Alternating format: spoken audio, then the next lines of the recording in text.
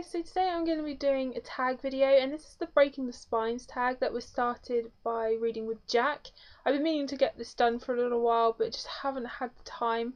That's why you'll probably see me look the same in a lot of videos, because I just don't have the time to record. So I sit down and I've been recording a lot of videos at the same time. I'm hoping that things will calm down a little and I will actually be able to regularly upload again.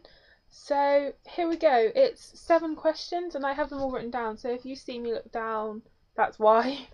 Number 1, do you break the spines or prefer to keep your books looking like new?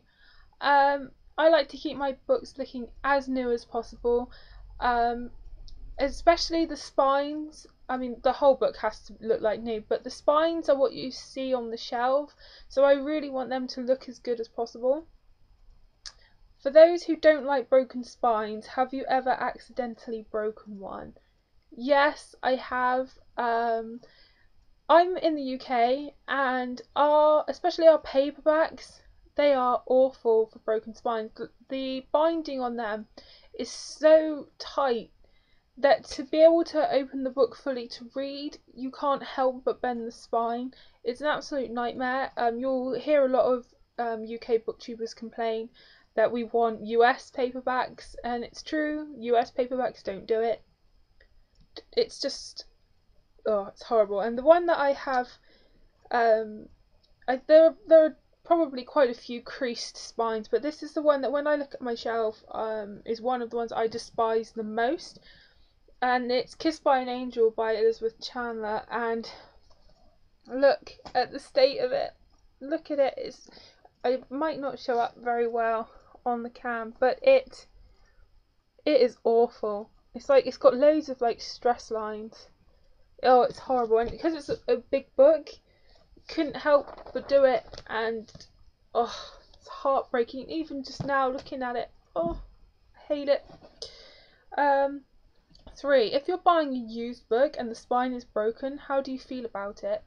I have to be honest and say I hardly ever buy used books. I genuinely can't remember the last time that I did.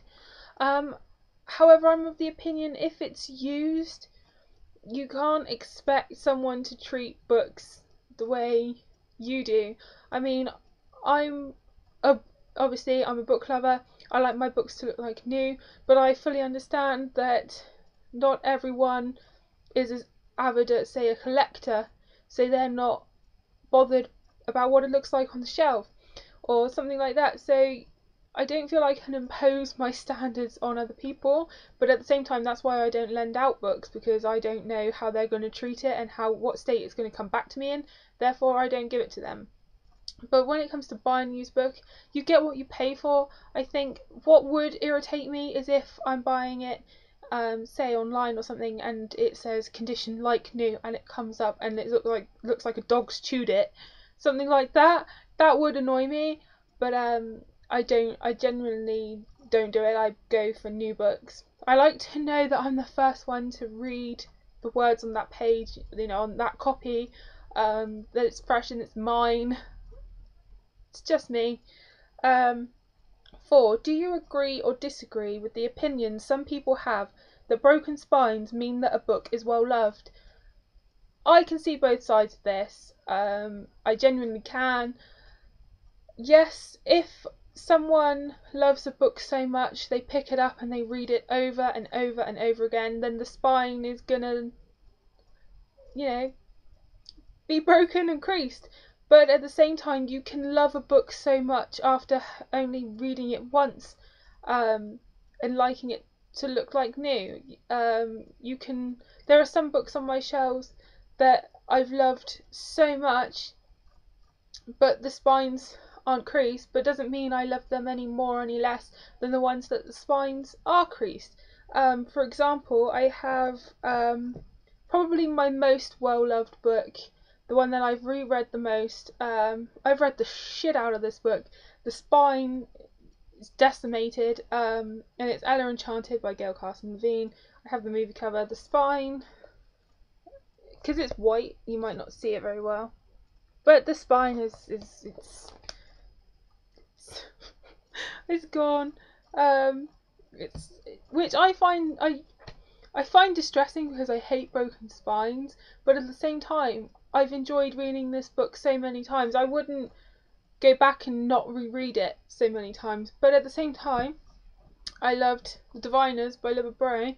Spines not busted because it's a hardback. So, you know, I can see both sides, but I'm a non-spine broken person. Because the spines on hardback books can't visibly break, do you prefer buying hardback books over paperbacks? I love buying hardback books, however my bank account does not. Yes, if I can, I'll buy a hardback over a paperback. If, though, it's a US paperback, I'm a little bit more willing to buy it because, like I've said previously, the spine doesn't break on a US paperback, so it's not so bad. But I do like to buy hardcover books just because they generally look nicer. I like that you can take the dust jacket off and read it, then put it back, and you wouldn't know it's been read. That's the highlight of hardback books. You wouldn't even know it's been read. But yeah, sometimes it's impractical to want to buy, I don't know, 10 hardback books. It's just, you can't always do it, but if I can, I will buy a hardback book. 6. Aside from breaking spines, do you ever bend the corner of a page if you don't have a bookmark nearby? No. No. You guys know enough about me now to know that I do not do that. If I don't have a bookmark nearby, which is unlikely because you guys know I collect them, if I don't, I will grab a scrap of paper or just try to remember the page I'm on. I won't bend the corner of the book. No.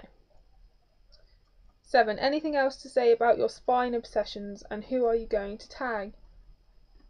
As for anything else to say about spines, I just think that, well, at the end of the day, it comes down to the individual. People that may love reading but don't actually want to collect books to keep them looking nice. They just like the storyline. You get people like that. That's fine. However, I'm of the other variety where I like to keep them like new, and that's also fine. Takes all sorts to make up this book world, takes all sorts.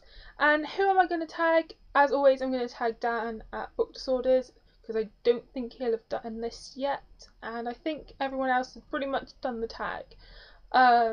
So thanks so much for watching. Thanks to Jack for creating this tag, and happy reading.